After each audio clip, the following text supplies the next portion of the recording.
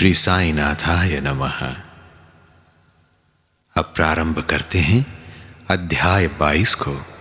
सर्प के विष से भक्त की रक्षा करते साईं, निर्भय होकर वो रहा जिसके रक्षक साईं।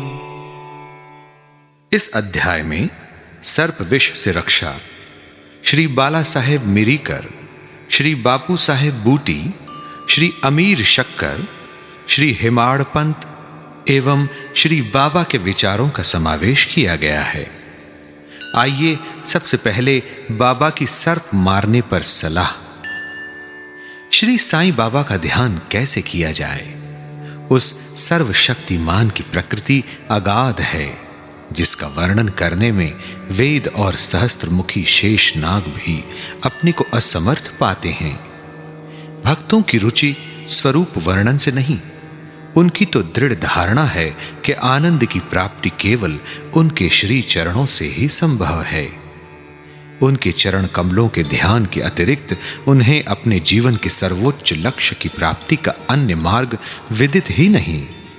हेमाड़ पंत भक्ति और ध्यान का जो एक अति सरल मार्ग सुझाते हैं वह है, कृष्ण पक्ष के आरंभ होने पर चंद्रकलाएं दिन प्रतिदिन घटती जाती हैं तथा उनका प्रकाश भी क्रमशः क्षीण होता जाता है और अंत में अमावस्या के दिन चंद्रमा के पूर्ण विलीन रहने पर चारों ओर निशा का भयंकर अंधेरा छा जाता है।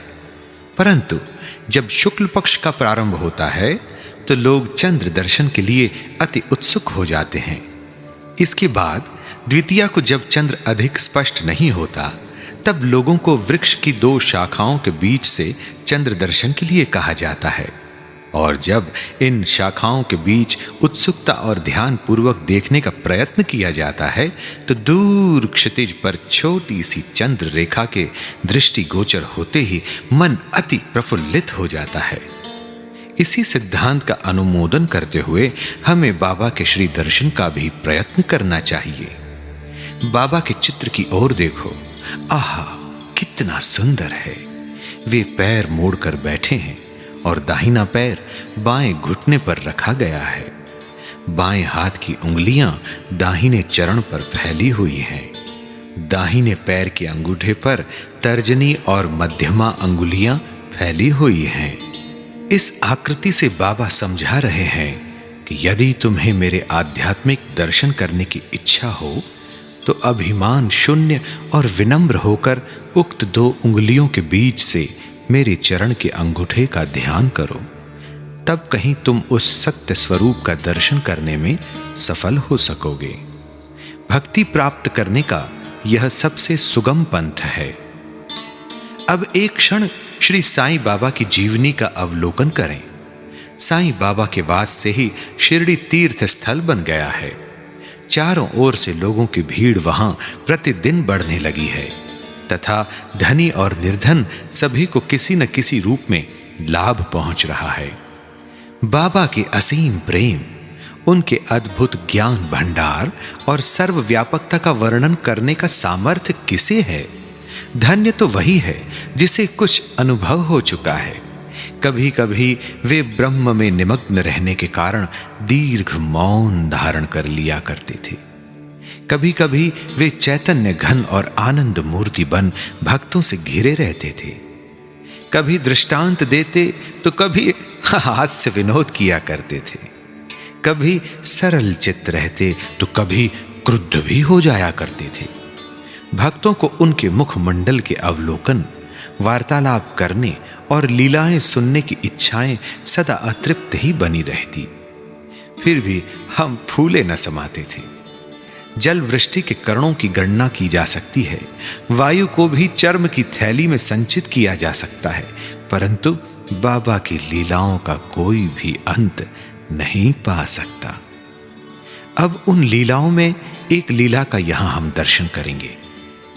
भक्तों के संकटों के घटित होने के पूर्व ही बाबा उपयुक्त अवसर पर किस प्रकार उनकी रक्षा किया करते थे। श्री बाला साहेब मिरीकर, जो सरदार काका साहेब के सुपुत्र तथा कोपर गांव के मामलतदार थे, एक बार दौरे पर चितली जा रहे थे।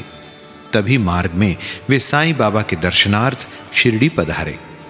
उन्होंने मस्जिद में जाकर बाबा की चरण वंदना की और सदैव की भांति स्वास्थ्य तथा अन्य विषयों पर चर्चा की। बाबा ने उन्हें चेतावनी देकर कहा कि जहां तुम बैठे हो वहीं द्वारका माई है। जो उसकी गोद में बैठता है वह अपने बच्चों के समस्त दुखों और कठिनाइयों को दूर कर देती है। यह मस्जिद माई परम दयालु है। सरल हृदय भक्तों की तो वह मां है और संकटों में उनकी रक्षा अवश्य करेगी। जो उसकी गोद में एक बार बैठता है उसकी समस्त कष्ट दूर हो जाते हैं। जो उसकी छत्र छाया में विश्राम करता है उसे आनंद और सुख की प्राप्ति होती है। तदुपरांत बाबा ने उन्हें उदी देकर अपना वरद हस्त उनके मस्तक पर रख आशीर्वाद दिया। जब श्री बाला साहेब जाने के लिए उठ खड़े हुए तो बाबा बोले, क्या तुम लंबे बाबा अर्थात सर्प से परिचित हो? और अपनी बाईं मुट्ठी बंद कर उसे दाहिने हाथ की कुहनी के पास ले जाकर दाहिने हाथ को सांप के सदृश हिलाकर बोले कि वह अति भयंकर है, परंतु द्वारका माई के लालों का वह कर ही क्या सकता है, जब स्वयं द्वारका माई उनकी रक्षा करने वाली है तो सर्प की सामर्थ्य ही क्या है। वहां उपस्थित लोग इसका अर्थ तथा मिरिकर को इस प्रकार चेतावनी देने का कारण जानना चाहते थे, परंतु पूछने का साहस किसी में भी न था। बाबा ने श्यामा को बुलाया और बाला साहेब के साथ जाकर चितली यात्रा का आनंद लेने की आज्ञा दी। तब श्यामा ने जाकर बाबा का आदेश बाला साहेब को सुनाया। वे बोले कि मार्ग में असुविधाएं बहुत हैं, अतः आपको व्यर्थ ही कष्ट उठाना उचित नहीं है। बाला साहेब ने जो कुछ कहा वह श्यामा ने बाबा को बताया। बाबा बोले कि अच्छा ठीक है, न जाओ। सदैव उचित अर्थ ग्रहण कर श्रेष्ठ कार्य ही करना चाहिए। जो कुछ होने वाला है सो तो होकर ही रहेगा। बाला साहेब ने पुनः विचार कर श्यामा को अपने साथ चलने के लिए कहा। तब श्यामा पुनः बाबा की आज्ञा प्राप्त कर बाला साहेब के साथ तांगे में रवाना हो गए। वे 9 बजे चितली पहुंचे और मारुति मंदिर में जाकर ठहरे। ऑफिस के कर्मचारीगण अभी नहीं आए थे, इस कारण वे यहां वहां की चर्चाएं करने लगे। बाला साहेब दैनिक पत्र पढ़ते हुए चटाई पर शांतिपूर्वक बैठे थे। उनकी धोती का ऊपरी सिरा कमर पर पड़ा हुआ था और उसी के एक भाग पर एक सर्प बैठा हुआ था। किसी का भी ध्यान उधर न था। वह सी सी करता हुआ आगे रेंगने लगा। ये आवाज सुनकर चपरासी दौड़ा और लालटेन ले आया। सर्प को देखकर वह सांप सांप कहकर उच्च स्वर में चिल्लाने लगा। तब बाला साहेब अति भयभीत होकर कांपने लगे। श्यामा को भी आश्चर्य हुआ। तब वे तथा अन्य व्यक्ति वहां से धीरे से हटे और अपने हाथ में लाठियां ले ली। सांप धीरे धीरे कमर से नीचे उतर आया। तब लोगों ने उसका तत्काल ही प्राणांत कर दिया। जिस संकट की बाबा ने भविष्यवाणी की थी वह टल गया और साईं चरणों में बाला साहेब का प्रेम दृढ़ हो गया। आइए अब एक कथा सुनते हैं बापू साहेब बूटी की। एक दिन महान ज्योतिषी श्री नाना साहेब डेंगले ने बापू साहेब बूटी, जो उस समय शिरडी में ही थे, उनसे कहा, आज का दिन तुम्हारे लिए अत्यंत अशुभ है और तुम्हारे जीवन को संकटप्रद है। यह सुनकर बापू साहेब बड़े अधीर हो उठे। जब वे सदैव की भांति बाबा के दर्शन करने गए तो वे बोले कि ये नाना क्या कहते हैं? वे तुम्हारी मृत्यु की भविष्यवाणी कर रहे हैं, परंतु तुम्हें भयभीत होने की किंचित मात्र भी आवश्यकता नहीं है। इनसे दृढ़ता पूर्वक कह दो कि अच्छा, देखते हैं काल मेरा किस तरह अपहरण करता है। जब संध्या समय बापू अपने शौच गृह में गए तो वहां उन्हें एक सर्प दिखाई दिया। उनके नौकर ने भी सर्प को देख लिया और उसे मारने को एक पत्थर उठाया। बापू साहिब ने एक लंबी लकड़ी मंगवाई, परंतु लकड़ी आने से पूर्व ही वह सांप दूरी पर रेंगता हुआ दिखाई दिया और तुरंत ही दृष्टि से ओझल हो गया। बापू साहिब को बाबा के अभयपूर्ण वचनों का स्मरण हुआ और बड़ा ही संतोष हुआ। आइए अब सुनते हैं अमीर शक्कर की कथा। अमीर शक्कर कोरले गांव का निवासी था, जो कोपर गांव तालुके में है। वह जाति का कसाई था और बांद्रा में दलाली का धंधा किया करता था। वह प्रसिद्ध व्यक्तियों में से एक था। एक बार वह गठिया रोग से अधिक कष्ट पा रहा था। जब उसे खुदा की स्मृति आई तब काम धंधा छोड़कर वह शिरडी आया और बाबा से रोग निवृत्ति की प्रार्थना करने लगा। तब बाबा ने उसे चावड़ी में रहने की आज्ञा दे दी। चावड़ी उस समय एक अस्वास्थ्यकारक स्थान होने के कारण इस प्रकार के रोगियों के लिए सर्वथा अयोग्य थी। गांव का अन्य कोई भी स्थान उसके लिए बेहतर होता, परंतु बाबा के शब्द तो निर्णयात्मक तथा मुख्य औषधि स्वरूप थे। बाबा ने उसे मस्जिद में न आने दिया और चावड़ी में ही रहने की आज्ञा दी। वहां उसे बहुत लाभ हुआ। बाबा प्रातः और सायंकाल चावड़ी से निकलते थे तथा एक दिन के अंतर से जुलूस के साथ वहां आते और वहीं विश्राम किया करते थे। इसलिए अमीर को बाबा का सानिध्य सरलता पूर्वक प्राप्त हो जाया करता था। अमीर वहां पूरे 9 मास रहा। जब किसी अन्य कारणवश उसका मन उस स्थान से ऊब गया, तब एक रात्रि में वह चोरी से उस स्थान को छोड़कर कोपर गांव की धर्मशाला में जा ठहरा। वहां पहुंचकर उसने एक फकीर को मरते हुए देखा, जो पानी मांग रहा था। अमीर ने उसे पानी दिया, जिसे पीते ही उसका देहांत हो गया। अब अमीर किंग कर्तव्य विमूढ़ हो गया। उसे विचार आया कि अधिकारियों को इसकी सूचना दे दूं तो मैं ही मृत्यु के लिए उत्तरदायी ठहराया जाऊंगा, और प्रथम सूचना पहुंचाने के नाते कि मुझे अवश्य इस विषय की अधिक जानकारी होगी, सबसे प्रथम मैं ही पकड़ा जाऊंगा। तब बिना आज्ञा शिरडी छोड़ने की उतावली पर उसे बड़ा पश्चाताप हुआ। उसने बाबा से मन ही मन प्रार्थना की और शिरडी लौटने का निश्चय कर उसी रात्रि बाबा का नाम लेते हुए पांव फटने से पूर्व ही शिरडी वापस पहुंचकर चिंता मुक्त हो गया। फिर वह चावड़ी में बाबा की इच्छा और आज्ञा अनुसार ही रहने लगा और शीघ्र ही रोग मुक्त हो गया। एक समय ऐसा हुआ कि अर्धरात्रि को बाबा ने जोर से पुकारा, ओ अब्दुल, कोई दुष्ट प्राणी मेरे बिस्तर पर चढ़ रहा है।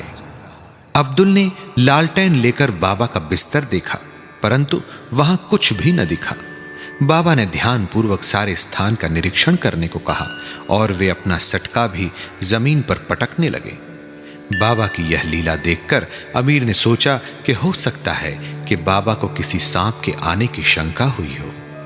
दीर्घ काल तक बाबा की संगति में रहने के कारण अमीर को उनके शब्दों और कार्यों का अर्थ समझ में आ गया था। उन्होंने अपने बिस्तर के पास कुछ रेंगता हुआ देखा। तब उन्होंने अब्दुल से बत्ती मंगवाई और एक सांप को कुंडली मारे हुए वहां बैठे देखा, जो अपना फन हिला रहा था। फिर वह सांप तुरंत ही मार डाला गया। इस प्रकार बाबा ने सामयिक सूचना देकर अमीर के प्राणों की रक्षा की। आइए अब हम सुनते हैं हिमाड़ पंथ अर्थात बिच्छू और सांप की रोचक कथा। बाबा की आज्ञा अनुसार काका साहेब दीक्षित श्री एकनाथ महाराज के 2 ग्रंथों भागवत और भावार्थ रामायण का नित्य पारायण किया करते थे। एक समय जब रामायण का पाठ हो रहा था, तब श्री हेमाड़ पंत भी श्रोताओं में सम्मिलित थे। अपनी मां के आदेशानुसार किस प्रकार हनुमान ने श्री राम की महानता की परीक्षा ली, यह प्रसंग चल रहा था। सब श्रोताजन मंत्रमुग्ध हो रहे थे तथा हेमाड़ पंत की भी वही स्थिति थी। पता नहीं कहां से एक बड़ा बिच्छू उनके ऊपर आ गिरा और उनके दाहिने कंधे पर बैठ गया, जिसका उन्हें कोई भान तक न हुआ। ईश्वर को श्रोताओं की रक्षा स्वयं करनी पड़ती है। अचानक ही उनकी दृष्टि कंधे पर पड़ गई। उन्होंने उस बिच्छू को देख लिया। वह मृत प्राय सा प्रतीत हो रहा था, मानो वह भी कथा के आनंद में तल्लीन हो गया हो। हरि इच्छा जानकर उन्होंने श्रोताओं में बिना विघ्न डाले उसे अपनी धोती के दोनों सिरे मिलाकर उसमें लपेट लिया और दूर ले जाकर बगीचे में छोड़ दिया। एक अन्य अवसर पर संध्या समय काका साहेब वाड़े के ऊपरी खंड में बैठे हुए थे। तभी एक सांप खिड़की की चौखट के एक छिद्र में से भीतर घुस आया और कुंडली मारकर बैठ गया।